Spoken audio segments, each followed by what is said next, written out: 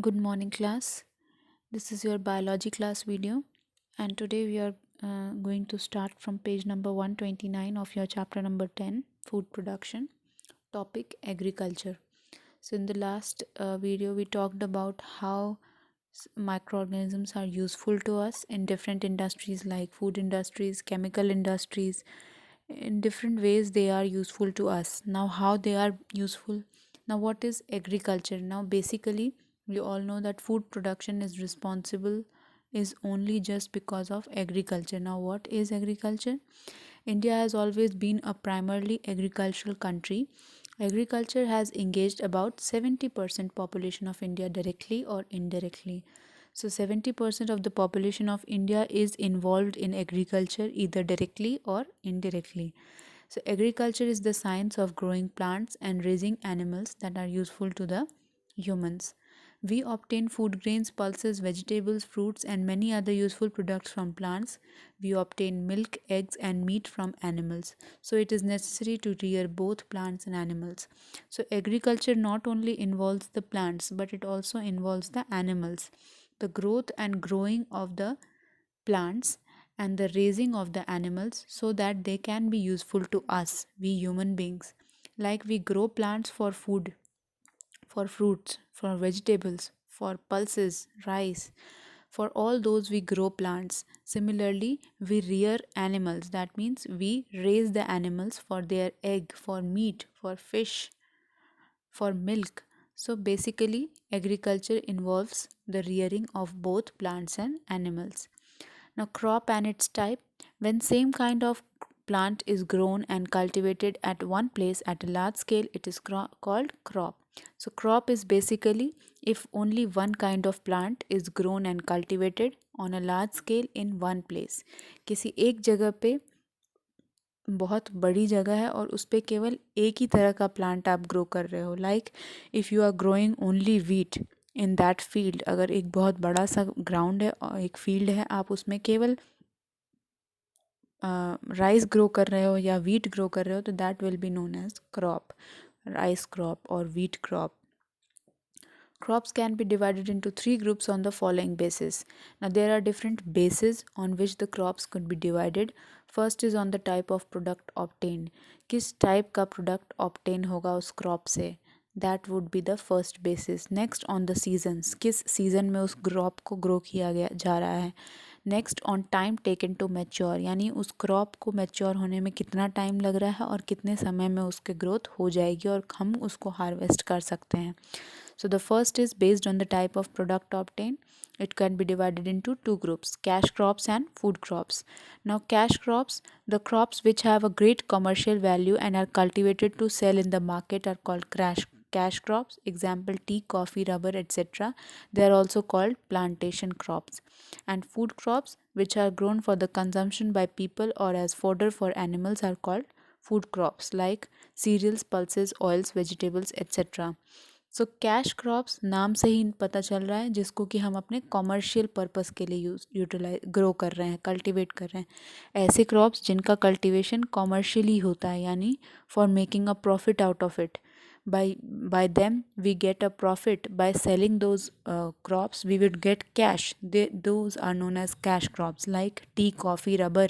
ये जो है ये सारे कॉमर्शियल प्लांट्स हैं. They are also known as plantation crops. And food crops जो नॉर्मल हम अपने कंजम्पशन के लिए यूज़ करते हैं, for the consumption by the people, और it could be used as a fodder for the animals. Fodder is the food of animal, जिसको चारा बोलते हैं हिंदी में. एनिमल्स को जो चारा दिया जाता है, कैटल्स को. So basically food crops such as oils, vegetables, pulses, जितने भी सीरियल्स हैं, they all are under this category. Here are some crops written and the examples of them. Like cereals, we all know rice, wheat, maize, ये सारे cereals हैं. Fibre crops जैसे coconut, jute. Pulses, gram, pea, अरहर, ये सारे different types of pulses की category में. दाल. Next is oil seed like mustard, groundnut. Fodder like berseem, oats. ये जो है फॉडर वो होता है जो एनिमल्स को फीड करने के लिए दिया जाता है. Next is sugar like beet root and sugar cane. So these are basically the food crops.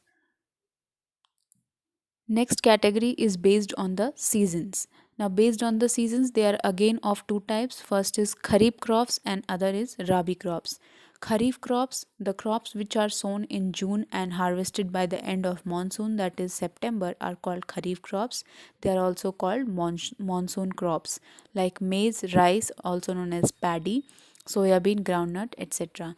And rabi crops are sown in winter season are called rabi crops, and these are sown in October and harvested in March like wheat, barley, gram, potato, etc. So basically season के हिसाब से इनका growth होता है. खरीफ crops को बोया सोन यानी बोया जाता है, उनका बोया जाता है उनको जून में, और उनका हार्वेस्टिंग सीज़न होता है मॉनसून सीज़न के बाद, at the end of the monsoon around the September time.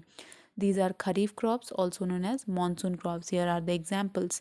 Rabi crops का जो है मेनली विंटर सीजन्स में ग्रोथ होता है. लाइक ये सीज़न अभी जो टाइम चल रहा है, इनका सोइंग हुआ था अक्टूबर के टाइम पे और इनको हार्वेस्ट किया जाएगा मार्च अराउंड में. हार्वेस्ट यानी कटिंग, जब ये पूरी मैच्योर हो जाते हैं. Like wheat, barley, gram, potato. So this is the time when all these crops are being cultivated. Next, based on the time taken to mature, they are of three types: annual, biennial, and perennial. Annual are those plants which complete their life cycle in 1 year or one season are called annuals. यानी they require complete 1 year या एक season. Like winter से next winter तक एक season हुआ, summer से एक दूसरे नेक्स्ट समर तक, that is one season. So these are annual से ही हमें पता चल रहा है ईयरली बेसिस पे इनका ग्रोथ होता है. Like wheat, rice, gram, beans, salvia etcetera. Most of these are seasonal flowering decorative plants. ज़्यादातर सीजनल फ्लावरिंग जितने भी डेकोरेटिव प्लांट्स होते हैं, ऑर्नामेंटल प्लांट्स होते हैं, लाइक मैरीगोल्ड, साल्विया, ये आपने देखा होगा. This is tulsi. So these all are basically annual. तुलसी आपको थ्रू आउट द ईयर दिखती है. Similarly marigold also you can throughout the time you can find marigold. Next is biennial. The plants which take 2 years or 2 seasons to mature or produce fruits or flowers are called biennial, like beetroot, radish, turnip, carrot, etc. So biennial are those plants which takes 2 years, जिनका cultivation 2 year में complete होता है, पूरी तरीके से mature होते हैं, 2 साल लगते हैं. These are the examples. Next is your perennial. These plants can live for more than 2 years and every year they bear seeds and flower. Now these plants they can live for more than 2 years, यानी इनकी जो growth होगी ये 2 साल से भी ज़्यादा सालों तक ज़िंदा रह सकते हैं, और इनमें पूरे साल में किसी भी टाइम सीड भी आ सकता है, फ्लावर भी आ सकता है. They can bear seeds as well as flowers like rose, pine, teak etcetera. Rose जो है आप पूरे साल में उसमें कभी भी आप फ्लावर देखते होगे. Similarly goes with pine and teak. So there are some trees which are thousands of years old, they are perennial trees. जैसे मैंगो ट्री, गुआवा ट्री, बहुत साल पुराने ट्रीज़ हैं होते हैं, जैसे banyan tree. So these all are under the category of perennial trees which are living through thousands of years. Next is orchids. Orchids or orchards are the commercial gardens in which fruit trees are grown for sale in the market. Orchards basically commercial garden है जिसमें जो mostly जो है fruit trees grow किया जाता है for the sale purpose. Once they are being grown, जब उसमें फ्रूट्स आ जाएंगे तो they will be sold in the market. Like mango, litchi, apple, ये जितने भी हैं ये कॉमर्शियल बेसिस पे इनका ग्रोथ अगर किया जा रहा है, अगर अपने आप इनका ग्रोथ नहीं हो रहा है, they are being commercially grown in a area that is orchids. These are mostly grown by the vegetative propagation. Now vegetative propagation by stem and grafting layering methods. This I think you have already studied in the previous chapters, chapter 2 or 3 I think you have studied. If you haven't, you can go through it properly. If you haven't, it is also I think given in class 6th book. So vegetative propagation यानी basically किसी भी vegetative part से नया plant grow करना, like stem, root, leaf, ये जो होते हैं वेजिटेटिव पार्ट्स है प्लांट के. और जो रिप्रोडक्टिव पार्ट्स कौन सा होगा, male male parts that is stamen, ovary, ये सारे जो हैं ये मेल और फीमेल पार्ट्स हैं. सो अगर वेजिटेटिव पार्ट से नया प्लांट ग्रो किया जा रहा है that is known as vegetative propagation by stem grafting and layering method. जैसे suppose if there is a rose plant और ये रोज़ का स्टेम है, तो if I cut it from here and I take these two different parts separately, so I am cultivating this part and the other side I am cultivating this part. मतलब अब इसको मैंने half में divide कर दिया और दोनों portion को मैं सॉइल में लगाऊंगी, दोनों पोर्शन से नए प्लांट आएंगे. That means this part, this vegetative stem has also the capacity to grow into a new plant. That is known as vegetative propagation. Next is horticulture. It is the branch of agriculture that deals with art or practice of garden cultivation and management. It includes the cultivation of medicinal plants, fruits, vegetables, nuts, herbs, mushroom, algae, flower, and non-food crops such as grass and ornamental trees. So horticulture is the branch of agriculture only, in which basically it has been taught how the art of gardening and how to manage the plants. किस season में कौन सा plant grow करना है.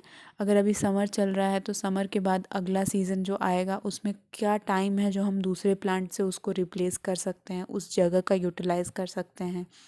किसी को ज़्यादा पानी की ज़रूरत होती है, किसी को कम पानी की ज़रूरत होती है. किसी किसी प्लांट्स को ज़्यादा शेड की ज़रूरत होती है, किसी को ज़्यादा सनलाइट की ज़रूरत होती है. So depending, that is the branch that deals with your art of gardening, your art of cultivation and management of the plants.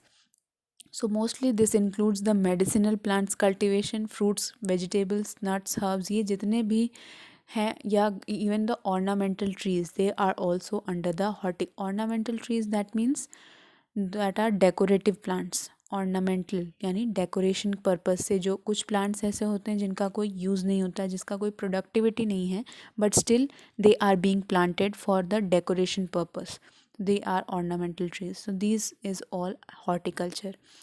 Vegetables, mostly cucurbitaceous vegetables like pumpkin, bottle gourd, ridge gourd, cucumber, French beans, brinjal, tomato, chilies, capsicum, cabbage and cauliflower. ये जितने भी नाम अभी यहाँ हैं ये सारे cucurbitaceae vegetables. Plants की भी डिफरेंट फैमिलीज़ होती हैं. This is one family cucurbitaceae. ये फैमिली में ये सारे प्लांट्स आते हैं. These are grown under favorable climatic conditions. Off-season vegetables like mushroom, root and tuber crops like sweet potato, colocasia are also grown. तो different seasons में like हम बोलते हैं ना कि ये सीज़न अभी इस प्लांट का है, ये वेजिटेबल इस सीज़न में मिलता है या ये नहीं मिलता है. So there is also the season of vegetables. Next is floriculture. Means suitable agroclimatic conditions of state for wide range of ornamental crops can be grown, which are grown well. Example, different flowers crops are gladiolus, lilies, chrysanthemum, roses, dahlia, etc. Now floriculture is the cultivation of flowers. Flowers का climatic condition और agricultural condition देखते हुए, यानी उनको किस climate में और किस टाइप के सॉइल में कौन सा प्लांट, कौन सा फ्लावर ज़्यादा रिप्रोडक्टिव होगा, that is the study, that is floriculture. So basically her season कुछ प्लांट्स ऐसे होते हैं जो अलग अलग सीज़न के होते हैं या बहुत ही रेयर क्लाइमेट में ग्रो करते हैं या अलग अलग टाइप के होते हैं. जैसे डहलिया, लिलीज, क्राइसैंथेमम, ग्लैडियोलस, ये सारे जो हैं अलग अलग ऑर्नामेंटल क्रॉप्स हैं which are being used and which are being cultivated according to the agroclimatic conditions. Fruits are also like peach, pear, plum. These are being grown successfully on higher altitude. Higher altitude यानी ज़्यादा height वाली जगहों पे, जैसे पहाड़ों में ये सारी चीज़ें ज़्यादा मिलती हैं, वहाँ पे इनका कल्टीवेशन ज़्यादा होता है. It has been seen that mostly low chilling varieties are growing well at the higher altitudes. So basically these are the varieties which require cold temperature, chilly temperature for their growth. That is why they are being grown at the higher altitudes. Ornamental plants are those that are grown for decorative purpose in gardens and landscape design projects or as house plants. So basically ornamental plants हम अपने घरों में भी अंदर भी लगा के रखते हैं. कुछ ऐसे भी plants होते हैं जिनका जिनको कि सनलाइट की ज़्यादा ज़रूरत नहीं होती है for their growth, and most of them are ornamental plants, जिसको घर के अंदर भी प्लांट किया जाता है.